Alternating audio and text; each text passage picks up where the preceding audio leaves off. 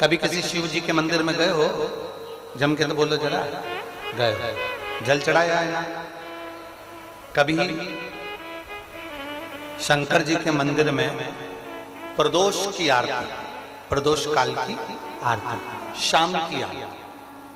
शाम की आरती का मतलब यह है प्रदोष काल की आरती, मतलब वो रात्रि को एक आरती होती है, वो शयन आरती होती है, मतलब उस समय तो भगवान सोते। ये प्रदोष काल की जो आरती होती है ये किसी किसी मंदिर में होती है, किसी किसी मंदिर में। जैसे हमारे यहाँ सीहोर में कुबेरेश्वर धाम पर प्रदोष काल की आरती होती है, शाम की। किसी किसी के स्थान पर प्रदोष काल की आरती का दर्शन होता है, कहीं कहीं, नहीं तो ज्यादातर रात्रि में लोगों को आरती होती है, सुबह होती है, भोर की हो जाती है, काकड़ हो जाती है, भस्म आरती हो जाती है, ये सब होती है। पर प्रदोष काल कभी मौका लग जाए जिंदगी में, एक आध बार कभी ऐसा योग लग जाए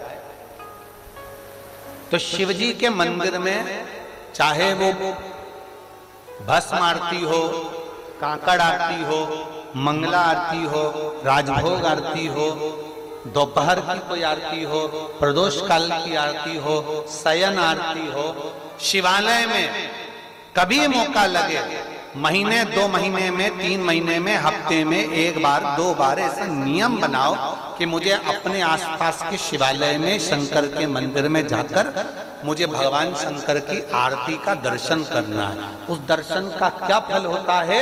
तो शिव महापुराण की कथा कहती है, जब हम भगवान शंकर की आरती उतरते समय, आरती जब ऊपर की ओर जाती है, उस आरती के ज्योत का जब हम दर्शन करते हैं तो वो दर्शन मात्र से हमें 1000 कपिला गाय के दान का फल प्राप्त हो।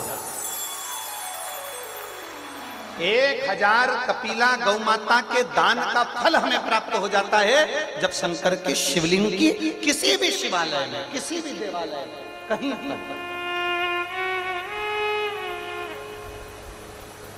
कहीं पर